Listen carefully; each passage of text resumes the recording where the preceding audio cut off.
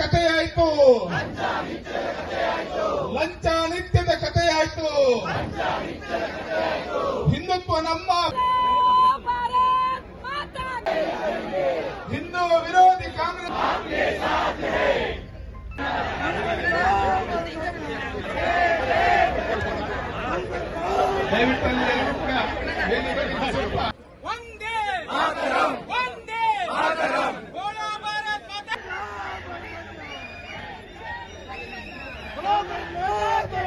ನಮ್ಮೆಲ್ಲರ ಮತ್ತೊಬ್ಬರು ಮುಲ್ಕಿ ಜನತಾ ಪಾರ್ಟಿಯನ್ನ ಲೋಕಸಭೆಯಲ್ಲಿ ಗೆಲ್ಲಿಸಿದ್ದಾರೆ, ವಿಧಾನ ಪರಿಷತ್ನಲ್ಲಿ ಗೆಲ್ಲಿಸಿದ್ದಾರೆ. ಜನ ಬಿಜೆಪಿಯ ಪರವಾಗಿದ್ದಾರೆ. ಇವರಿಗೆ ಏನು ಮಾಡಲಿಕ್ಕೆ ಸಾಧ್ಯ ಆಗ್ತಾ ಇಲ್ಲ. ಆ ಕಾರಣಕ್ಕೋಸ್ಕರ ನಮ್ಮ ಎಲ್ಲ ಶಾಸಕರ ಮೇಲೆ ಕೇಸನ್ನು ಹಾಕುವಂತ ಕೆಲಸ ಮಾಡಿದ್ದಾರೆ. ಹಿಂದೂ ವಿರೋಧಿ ಕಾಂಗ್ರೆಸ್ ಸಿಗರೆ ಎಚ್ಚರಿಕೆ. ಹಿಂದೂ ವಿರೋಧಿ ಕಾಂಗ್ರೆಸ್ ಸಿಗರೆ ಎಚ್ಚರಿಕೆ, ಎಚ್ಚರಿಕೆ.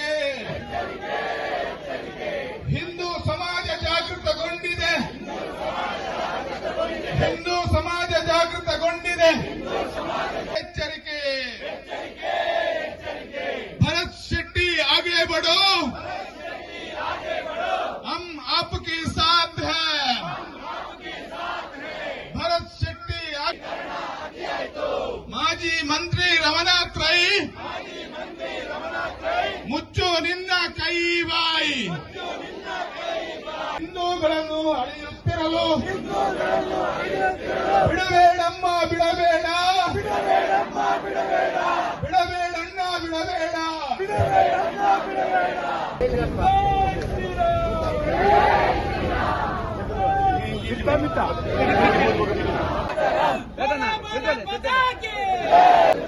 ಎಚ್ಚರಿಕೆ, ಎಚ್ಚರಿಕೆ. ಆಡಳಿತದಲ್ಲಿ ದಕ್ಷಿಣ ಕನ್ನಡ ಜಿಲ್ಲೆಯ ಜನಪ್ರತಿನಿಧಿಗಳ ಮೇಲೆ ಕೇಸು ಹಾಕುವ ಮುಖಾಂತರ ದಕ್ಷಿಣ ಕನ್ನಡ ಜಿಲ್ಲೆಯ ಜನಪ್ರತಿನಿಧಿಗಳನ್ನ ದಬಾಯಿಸುವಂತ ಕೆಲಸವನ್ನ ಮಾಡುತ್ತಿರುವಂತಹ ಕಾಂಗ್ರೆಸ್ ಸರ್ಕಾರ ಇತ್ತೀಚೆಗೆ ಲೋಕಸಭೆಯಲ್ಲಿ ಪ್ರತಿಪಕ್ಷದ ನಾಯಕರಾಗಿ ಪ್ರಥಮ ಲೋಕಸಭಾ ಈ ಒಂದು ಸಭೆಯಲ್ಲಿ ರಾಹುಲ್ ಗಾಂಧಿ ಅವರು ಹಿಂದುತ್ವದ ವಿರುದ್ಧ ಹಿಂದೂ ವಿಚಾರವನ್ನ ವಿರೋಧ ಮಾಡುತ್ತಾ ಮಾತಾಡಿರುವಂತಹ ಸಂಗತಿಯನ್ನು ಎದುರಿಟ್ಟುಕೊಂಡು ಇಡೀ ರಾಷ್ಟ್ರಕ್ಕೆ ಮತ್ತು ಇಡೀ ಹಿಂದುತ್ವಕ್ಕೆ ಅಪಮಾನ ಮಾಡಿದಂತಹ ಈ ಸಂಗತಿಯನ್ನು ಮುಂದಿಟ್ಟುಕೊಂಡು ಯುವ ಮೋರ್ಚಾದಿಂದ ಜಿಲ್ಲೆಯ ಪ್ರತಿಭಟನಾ ಸಭೆಯನ್ನ ನಡೆಸಿದ್ದೆವು. ಈ ಸಭೆಯಲ್ಲಿ ನಮ್ಮೆಲ್ಲರ ಪ್ರೀತಿಯ ಶಾಸಕರಾದ ಸನ್ಮಾನ್ಯ ಭರತ್ ಶೆಟ್ಟಿ ಅವರು ಮೊನ್ನೆ ಮಾತ್ರ ಮಾತಾಡಿದಲ್ಲ, ಅವರ ಸಾರ್ವಜನಿಕ ಜೀವನದಲ್ಲಿ, ರಾಜಕೀಯ ಜೀವನದಲ್ಲಿ ನಿರಂತರವಾಗಿ ಹಿಂದುತ್ವಕ್ಕೋಸ್ಕರ ಹೋರಾಟ ಮಾಡಿದಂತ ಈ ಜಿಲ್ಲೆಯ ಶಾಸಕರಲ್ಲಿ ಒಬ್ಬ ಶಾಸಕ ಭರತ್ ಶೆಟ್ಟಿ ಅಂತ ಹೇಳಿಕೆ ನಾನು ಅತ್ಯಂತ ಸಂತೋಷ ಪಡ್ತೇನೆ. ಅವರು ಸರಿಯಾದ ಸಂಗತಿಯನ್ನ ಹೇಳಿದ್ದಾರೆ. ಅವರು ನಮ್ಮ ಮೋದಿ ಅವರಿಗೆ ಏನೆಲ್ಲ ಮಾತಾಡಿದ್ದಾರೆ ಅಂತ ಒಂದ್ಸಲ ನೆನಪು ಮಾಡಲಿ, ಏನೆಲ್ಲ ಶಬ್ದವನ್ನ ಉಪಯೋಗ ಮಾಡಿದ್ದಾರೆ ಅಂತ ನೆನಪಿರ್ಲಿ. ಅವರು ಒಂದ್ಸಲ ಅವರ ನೆನಪನ್ನ ಮತ್ತೆ ಮರುಕಳಿಸುವಂತ ಕೆಲಸವನ್ನ ಮಾಡಲಿ.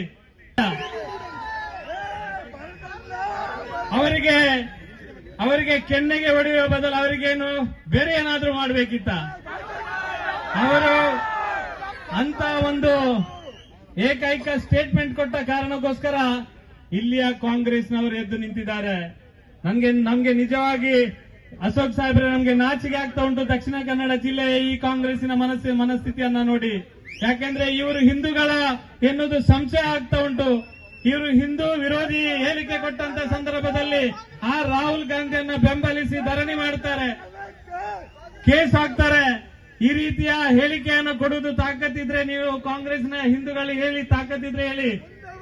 ಖಂಡಿತವಾಗಿ ನಾವು ಹಿಂದೂಗಳ ಓಟ್ ಬೇಡ, ಹಿಂದೂಗಳ ವಿರೋಧಿಗಳಂತ ಸಾರ್ವಜನಿಕವಾಗಿ ಹೇಳಿಕೊಳ್ಳಿ ಕಾಂಗ್ರೆಸ್ಸಿನ ಕಾರ್ಯಕರ್ತರು. ಬಂದಾಗ ಯಾವತ್ತೂ ಕೂಡ ನಮ್ಮ ಮನಸ್ಸಿನ ಭಾವನೆಗಳಿಗೆ ತೊಂದರೆ ಬಂದಾಗ ಈ ಜಿಲ್ಲೆಯ ಒಬ್ಬ ಸಮರ್ಥ ಶಾಸಕನಾಗಿ ಅಭಿವೃದ್ಧಿ ಕೆಲಸಗಳನ್ನ ಯಾವ ರೀತಿ ಒಳ್ಳೆ ರೀತಿಯಲ್ಲಿ ಮಾಡ್ತಾರೆ, ಅದೇ ರೀತಿ ಅದು ವಿಧಾನಸಭೆ ಇರಲಿ ಅಥವಾ ಸಾರ್ವಜನಿಕ ಸಭೆ ಇರಲಿ, ಯಾವುದೇ ಧಾರ್ಮಿಕ ಸಭೆ ಇರಲಿ, ಅದು ಹಿಂದುತ್ವದ ಪರವಾಗಿ ಗಟ್ಟಿ ನಿಲ್ಲುವಂತ ನಮ್ಮ ಭರತ್ ಶೆಟ್ಟಿ ಅವರು ಲೋಕಸಭೆಯಲ್ಲಿ ಯಾವ ರಾಹುಲ್ ಗಾಂಧಿ ನಮ್ಮ ಹಿಂದೂ ವಿಚಾರಕ್ಕೆ ತೊಂದರೆ ಆಗುವ ರೀತಿಯಲ್ಲಿ ಮಾತಾಡಿದ್ದಾರೆ. ಅವರ ವಿರುದ್ಧ ಖಡಾಖಂಡಿತವಾಗಿ ಭರತ್ ಶೆಟ್ಟಿ ಅವರು ಮಾತಾಡಿದ್ದಾರೆ. ಅವರು ಇವತ್ತು ಸಹ ಅದನ್ನೇ ಮಾತಾಡ್ತಾರೆ. ತಾಕತ್ತಿದ್ರೆ ಇನ್ನೂ ಕೇಸ್ ಹಾಕಿ, ನೀವು ತಾಕತ್ತಿದ್ರೆ ಇವತ್ತು ಕೂಡ ಅದನ್ನೇ ಮಾತಾಡ್ತಾರೆ. ಅವರೇನು ತಪ್ಪು ಮಾಡಲಿಲ್ಲ. ಭರತ್ ಶೆಟ್ಟಿ ಅವರು ಸರಿಯಾದ ಸಂಗತಿಯನ್ನ ಹೇಳಿದ್ದಾರೆ. ಅವರು ನಮ್ಮ ಮೋದಿ ಅವರಿಗೆ ಏನೆಲ್ಲ ಮಾತಾಡಿದ್ದಾರೆ ಅಂತ ಒಂದ್ಸಲ ನೆನಪು ಮಾಡಲಿ, ಏನೆಲ್ಲ ಶಬ್ದವನ್ನ ಉಪಯೋಗ ಮಾಡಿದ್ದಾರೆ ಅಂತ ನೆನಪಿರ್ಲಿ. ಅವರು ಒಂದ್ಸಲ ಅವರ ನೆನಪನ್ನ ಮತ್ತೆ ಮರುಕಳಿಸುವಂತ ಕೆಲಸವನ್ನ ಮಾಡಲಿ. ಹಿಂದೂ ವಿರೋಧಿ ಭ್ರಷ್ಟ ಕಾಂಗ್ರೆಸ್ಸಿಗೆ, ಹಿಂದೂ ವಿರೋಧಿ ಭ್ರಷ್ಟ ಕಾಂಗ್ರೆಸ್ಗೆ ಭರತ್ ಶೆಟ್ಟಿ ಆಗೆ ಚಲೋ, ಭರತ್ ಶೆಟ್ಟಿ ಆಗೆ ಚಲೋ. ನಾವೆಲ್ಲ ಸಾಥಲ್ಲಿದ್ದೀರಿ. ಅವ್ರು ಏನು ಮಾಡ್ದಂಗೆ ಅಲ್ಲಿವರೆಗೂ ಅವ್ರನ್ನ ಕರ್ಕೊಂಡೋಗಿ ಹಿಂದೂ ವಿಚಾರಕ್ಕೋಸ್ಕರ, ಹಿಂದೂ ಧರ್ಮ ಉಳಿದ್ರೆ ಈ ದೇಶ ಉಳಿತದೆ, ಹಿಂದೂ ಇಲ್ಲ ಅಂದ್ರೆ ಈ ದೇಶ ಕಷ್ಟ. ಆ ಹಿಂದೂ ವಿಚಾರವನ್ನ ಇಟ್ಕೊಂಡು ಇವತ್ತು ಭರತ್ ಶೆಟ್ಟಿಯವರು ಮಾಡ್ತಾ ಇರುವಂತ ಹೋರಾಟಕ್ಕೆ ನಾನು ಕೂಡ ಬಂದಿದ್ದೀನಿ. ಹೋಗಿದ್ದೆ. ಮೂಢ ಹಗರಣದ ಬ್ರಹ್ಮಾಂಡ ಭ್ರಷ್ಟಾಚಾರ ಈ ರಾಜ್ಯದ ಮುಖ್ಯಮಂತ್ರಿ ತಿಂದು ತೇಗಿ ನೀರು ಕುಡಿದಿರುವಂತ 100 ಸೈಟ್ಗಳನ್ನ ವಾಪಸ್ ಜನಗಳಿಗೆ ಬರಬೇಕು ಅಂತ ನಾನು ಹೋರಾಟಕ್ಕೋಸ್ಕರ ಹೋಗಿದ್ದೆ. ನಾನು 86,000 ಜನ ಅರ್ಜಿ ಹಾಕೊಂಡು ಕಾಯ್ತಾ ಇದ್ದಾರೆ. ಕಳೆದ 10 ವರ್ಷದಿಂದ ಸೈಟ್ ಬೇಕು ಬೇಕು ಬೇಕು ಅಂತ. ಅವ್ರಿಗೆ ಸೈಟ್ ಕೊಡ್ಲಿಲ್ಲ. ಸಿದ್ದರಾಮಯ್ಯನವರು ಯಾರ್ದೋ ಜಮೀನು, ಪಾಪ ದಲಿತರದು, ಆ ಜಮೀನು ತಗೊಂಡು ಇವತ್ತು ಸೈಟ್ಗಳು ಸುರಿಮಳೆ, ಆ ಸೈಟ್ಗಳ ಸುರಿಮಳೆ ತೆಗೆದುಕೊಂಡು ಕರ್ನಾಟಕದ, ಅದರಲ್ಲೂ ವಿಶೇಷವಾಗಿ ಮೈಸೂರು ಜನಕ್ಕೆ ಮೋಸ ಮಾಡಿದ್ದಾರೆ. ನಾನು ಹೋಗಿದ್ದೆ. ಇಲ್ಲ, ನಾವು ಪ್ರತಿಭಟನೆ ಮಾಡ್ತಾ ಇದ್ದೀರಿ. ನಾವು ಅಲ್ಲಿ ಪ್ರತಿಭಟನೆ ಮಾಡಕ್ ಹೋಗೋವಾಗೆ ಎಲ್ಲರನ್ನೂ ಅರೆಸ್ಟ್ ಮಾಡ್ಬಿಟ್ರು ಎಲ್ಲ. ನಾನು ಯಾಕಂದ್ರೆ ಎಮರ್ಜೆನ್ಸಿಯಲ್ಲಿ 1975 ಇಸ್ವಿಯಲ್ಲಿ ನನ್ನ ಅರೆಸ್ಟ್ ಮಾಡಿ ಜೈಲಿಗೆ ಹಾಕಿದ್ರು. ಅವಾಗೆ ಒಂದು 4 ಸರಿ ತಪ್ಪಿಸ್ಕೊಂಡಿದ್ದೆ ನಾನು. ಮೊನ್ನೆನೂ ತಪ್ಪಿಸ್ಕೊಂಡು ಹೋದೆ ಅಲ್ಲಿಗೆ, ಮೈಸೂರಿಗೆ ಹೋಗಿ ಅಲ್ಲಿ ಬಿಜೆಪಿ ಬಾವುಟ ಹಿಡಿದು ಧಿಕ್ಕಾರ ಧಿಕ್ಕಾರ ಧಿಕ್ಕಾರ ಅಂತ ಕೂಗ್ ಬಂದಿದ್ದೀನಿ. ನೀವಿಷ್ಟೊಂದು ಸಂಖ್ಯೆಯಲ್ಲಿ ಇವತ್ತು ಮಂಗಳೂರಲ್ಲಿ ತಾಯಂದಿರು, ಅಣ್ಣ ತಮ್ಮಂದಿರು ತಾವೆಲ್ಲ ಸೇರಿದಿರ.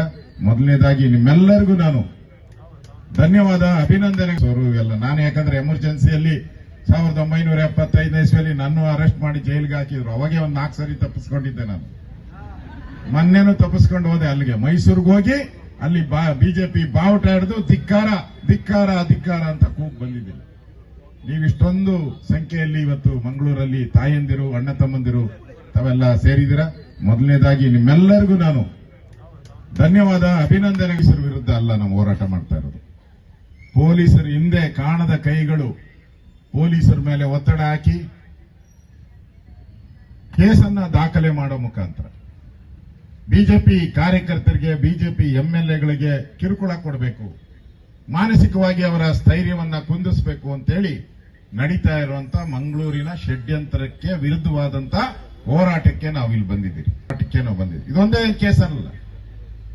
ಭರತ್ ಶೆಟ್ಟಿ ಅವರ ಮೇಲೆ 2 ಕೇಸ್ ಇರಬಹುದು.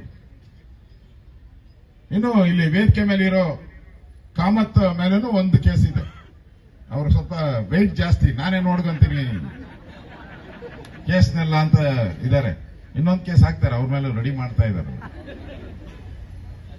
ಹರೀಶ್ ಕುಂಜ ಅವರು, ಅವ್ರ ಮೇಲೂ 2.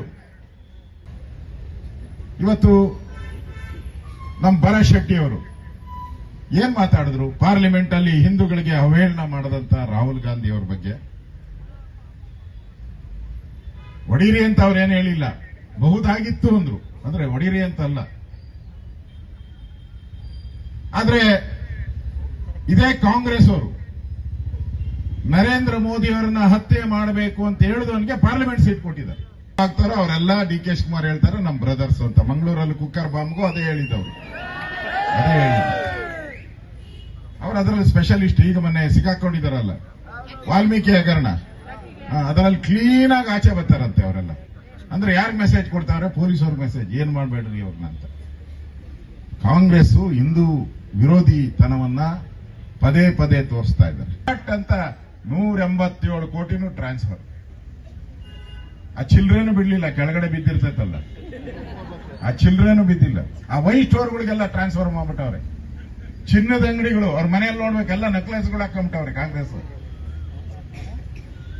ಬಾರ್ಗಳಿಗೆ, ವೈನ್ ಸ್ಟೋರ್ಗಳಿಗೆ, ಪೆಟ್ರೋಲ್ ಬಂಕ್ಗಳಿಗೆ ದುಡ್ಡನ್ನ ಕೊಟ್ಟು ಆ ಪಾಪ ಎಸ್ಟಿ ಸಮುದಾಯ ಆ ಮನೆ ಕಟ್ಕೊಳೋ ಅಂತ ಒಂದು ಕನಸೇನಿತ್ತು ಅದಕ್ಕೂ ಕಲ್ಲು ಹಾಕಿದ್ದಾರೆ. ಈಗ ಈ ಸರ್ಕಾರ ಬಹಳ ಐಸಿಯುನಲ್ಲಿದ್ದಂಗೆ ಕಾಣಿಸ್ತಾ ಇದೆ. ಉಳಿಯಲ್ಲ, ಬಹಳ ದಿನ ಉಳಿಯಲ್ಲ ಸರ್ಕಾರ.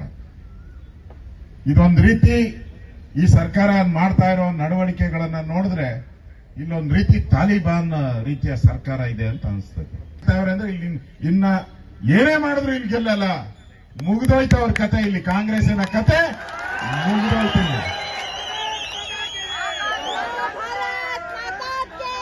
ಇಲ್ಲಿ ಕಾಂಗ್ರೆಸ್ಸಿನ ಚಿಗುರು ಹೊಡೆಯಕ್ಕೆ ಬಿಡಲ್ಲ ಇಲ್ಲಿನ ಜನ. ಅಷ್ಟು ದೌರ್ಜನ್ಯ, ಅಷ್ಟು ಹಿಂದೂ ವಿರೋಧಿ ನೀತಿಯನ್ನ ನೀವು ಮಾಡ್ತಾ ಇದ್ದೀರಾ.